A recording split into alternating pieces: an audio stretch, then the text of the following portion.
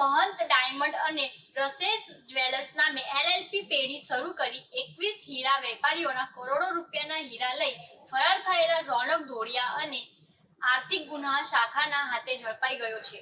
Katargam વસ્તાદેવડી road પર મહંત diamond અને રસેસ નામની LLP પેઢી ખોલી 21 હીરા વેપારીઓ પાસેથી 8.20 કરોડના હીરા લઈ પૈસા ચૂકવ્યા વિના પેઢી બંધ કરી ભાગેલા રોનક ધોળિયાને પોલીસે દબોચી લીધો છે। આ કૌભાંડમાં રોનકે જીતેન્દ્ર ધનજી કાસોદરિયા સાથે ભાગીદારી કરી હતી। ફેબ્રુઆરી 25 થી માર્ચ 25ના એક મહિના દરમિયાન LLP દ્વારા ઘણા વેપારીઓ પાસેથી હીરા ખરીદી ચૂકવણી ન કરી પેઢી બંધ કરી ભાગી ગયા હતા। સુરત પોલીસની આર્થિક ગુના નિવારણ શાખાની તપાસ હેઠળ અત્યાર સુધીમાં જીતેન્દ્ર સહિત 6 લોકોની ધરપકડ થઈ ચૂકી છે। રોનક 6 મહિનાથી ફરાર હતો, જેની આર્થિક ગુના શાખા દ્વારા ધરપકડ કરવામાં આવી છે। સુરત શહેર ગુજરાતનું એક આર્થિક હબ છે અને ખાસ કરીને ડાયમંડ બિઝનેસમાં સુરત શહેર સમગ્ર વર્લ્ડમાં પ્રખ્યાત છે। સુરત શહેરના અલગ અલગ 20થી વધુ હીરાના વેપારીઓ સાથે ચીટિંગ કરીને ભાગી ગયેલા આરોપીઓ બાબતે તપાસ ચાલુ હતી। બનાવની હકીકત એવી છે કે મહંત ડાયમંડ LLP અને રસેસ જ્વેલ્સ LLP જે ઇન્ટરકનેક્ટેડ બે કંપનીઓ છે, બંને ભાગીદારો છે, કોમન ભાગીદારો છે બંને કંપનીના।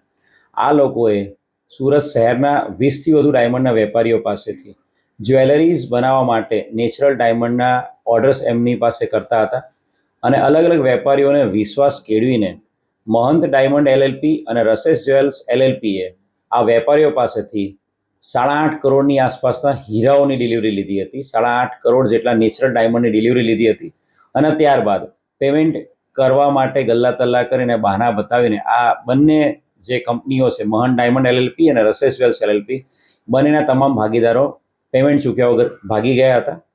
બનાવની હકીકત ધ્યાને રાખીને પોલીસ કમિશનર શ્રી ગેહલોત સાહેબ અને joint commissioner crime branch Raghavendra વત્સના માર્ગદર્શન હેઠળ તાત્કાલિક મે 2025 12મી મે 2025ના રોજ કલમ 316(5) કલમ 61(3)(5) મુજબ ગુનો દાખલ કરવામાં આવ્યો હતો। આ ગુનામાં અત્યાર સુધી 6 આરોપીની ધરપકડ કરી લેવામાં આવી છે અને મહંત ડાયમંડ LLP અને રસેસ જ્વેલ્સ LLPનો જે મુખ્ય ભાગીદાર રોનક ધોળિયા, આ વ્યક્તિ ઘણા લાંબા સમયથી છેલ્લા 6 મહિનાથી નાસ્તો ફરતો હતો અને સુરત શહેર ખાતે આ આરોપી સંતાયેલો હોવાની હકીકતના આધારે આ આરોપીને ગઈકાલે એની ધરપકડ કરવામાં આવી છે। આરોપીના પોલીસ રિમાન્ડ 2 દિવસના એના રિમાન્ડ પણ મેળવવામાં આવે છે અને હાલ આરોપીએ આ જે ડાયમંડની ડિલિવરી લીધેલી છે 8 કરોડ 20 લાખના ડાયમંડ, એની ડિલિવરી લીધા પછી આ ડાયમંડની એ લોકો કઈ જગ્યાએ ક્યાં વેચાણ કર્યું છે અથવા તો કોઈ જગ્યાએ એને સગે વગે કર્યા છે, આ બાબતે વિગતવારની પૂછતાછ ચાલુ છે અને એ બાબતે હાલ ACP સરવૈયાના માર્ગદર્શન હેઠળ તપાસ થઈ રહી છે।